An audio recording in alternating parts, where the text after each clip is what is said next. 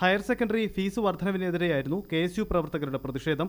സംഘടിച്ചെത്തിയ 10ഓളം വരുന്ന പ്രവർത്തകർ തിരുവനന്തപുരത്തെ ഹയർ സെക്കൻഡറി ഡയറക്ടറേറ്റ് ഓഫീസിലേക്ക് തള്ളിക്കയറി. KSU ജില്ലാ സെക്രട്ടറി CP നൂറുദ്ദീന്റെ നേതൃത്വത്തിലായിരുന്നു പ്രതിഷേധം. ഹയർ സെക്കൻഡറി ഡയറക്ടർ കേശവേന്ദ്രകുമാറിനെ ക്യാബിനുള്ളിൽ തടഞ്ഞുവെച്ച് പ്രവർത്തകർ മുദ്രാവാക്യം വിളിച്ചു. തുടർന്ന് യാതൊരു പ്രകോപനവും കൂടാതെ ഡയറക്ടറുടെ ദേഹത്ത് കരിയോയിൽ ഒഴിക്കുകയായിരുന്നു.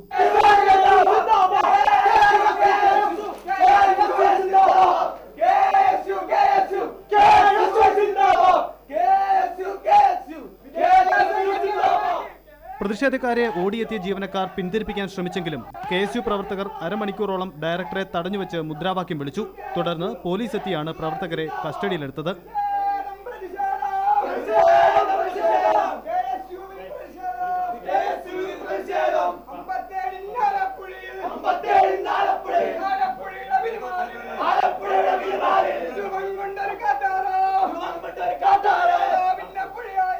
സംഭവവുമായി ബന്ധപ്പെട്ട് 8 പ്രവർത്തകർക്കെതിരെ പോലീസ് കേസെടുത്തു.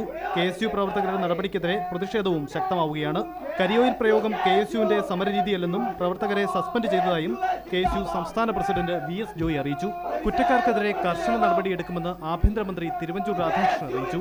ക്യാമറാമാൻ വിനീഷ് പുന്നപ്രയ്ക്കൊപ്പം തിരുവനന്തപുരത്ത് നിന്നും TG സജിത്, ഇന്ത്യ വിഷൻ.